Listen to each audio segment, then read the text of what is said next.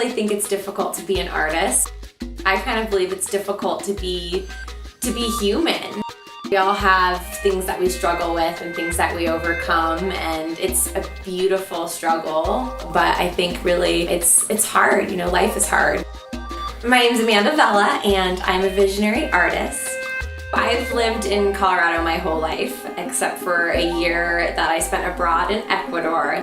Having all of this nature and wildlife in our backyard has been a blessing to me and an inspiration. All throughout my teenage years, really all I did was drink and use drugs, and by the time I was about 20, I had OD'd and been in hospitals, over and over and over again. I was constantly blacking out, and life just got, really, really dark. It was the middle of February, so it was freezing cold, and I passed out in the street, and I was in this puddle of water, and this policeman had driven past and came up to me, and I was unconscious. I was in a coma. My blood alcohol level was about 0.37. It was a miracle that I even woke up a couple days later. I was just so depressed, and I had so much anxiety, and I knew, I wanted to stop, and I didn't want to live the life that I was living anymore, but I just couldn't stop. A friend of mine had gotten a DUI, and he was going to AA. Amanda, why don't you come to a meeting with me? At this point, I'm either gonna die or I need to get sober, so what the hell, I'll go. And it was just the most spiritual experience I've ever had. Every single person in that meeting shared something that I could relate to.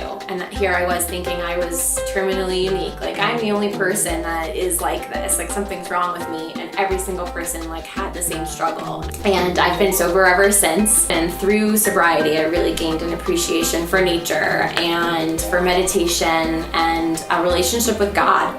God wants me to make art and share my experience with other people and appreciate the things that I have. Before I got sober, when I was just kind of struggling in general to find a way to live, I ended up getting hooked up with a counselor who was an art therapist. She told me, you don't even have to say anything to me. We're just gonna draw, and we're just gonna create art. And if you want to talk to me, great. If not, just draw. I ended up seeing her for probably over a year, and she actually had me do my first art show. So that kind of set me on my journey. She was just an amazing influence on me. She really helped me to see slowly that I needed to change, not only the way that I was living, but the way that I was thinking more than anything. I did go to college for art and design. I went to the University of Denver and did study studio art. Love to work with pen and colored pencil. It's just very therapeutic. It's such an easy way to really just let everything go and be very, very intentional and very present to what's right in front of you. And my style came from when I wanted to sit down and meditate. That's what I would do, is I would just draw shapes, heavy patterning and detail and intricacy. Over time, that exercise really led into the style.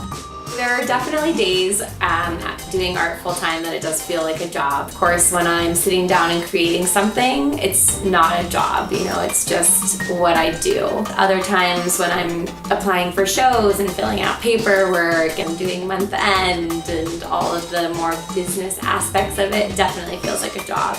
I'm really just inspired by the idea that life is made up of little parts that we can't see. Having a spiritual experience has given me my whole life.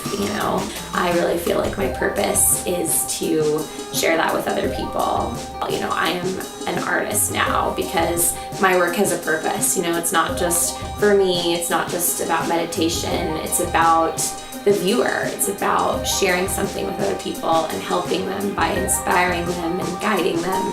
My name is Amanda Vela, and I'm a visionary artist.